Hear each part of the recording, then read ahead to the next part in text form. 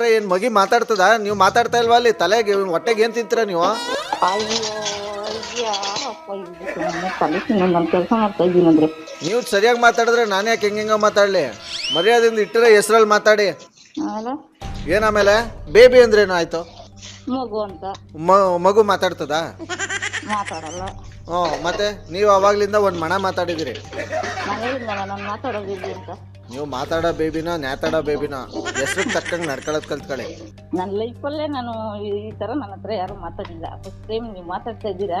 ನೀವು first time next time ಅದಲ್ಲ ವಿಚಾರ. ನನಗೆ ಏನಂದ್ರೆ ಹೆಸ್ರಿಗೆ ತಕ್ಕಂಗೆ ನಡ್ಕೋಬೇಕು. ಸರಿ, ನಿಮ್ಮ ಹೆಸರು ಏನು ಹೇಳಿ? ನನ್ನ ಹೆಸರು ರಮೇಶ ಅಂದ್ಬಿಟ್ಟು. ನನ್ನ ಹೆಸರು ಉಮಾಶ್ರೀ. ರಿಯಲ್ ಹೆಸರು ಉಮಾಶ್ರೀ. ಇನ್ನೊಂದು 10 ನಿಮಿಷ ಬಿಟ್ರೆ ಮಾಲಾಶ್ರೀ ಅಂತೀರಾ ನೀವು. ಫಸ್ಟ್ ಮರ್ಯಾದೆಯಿಂದ ಏನು ಹೆಸರು ಕಟ್ಟಿರೋದು ಹೆಸರು ಹೇಳಿ.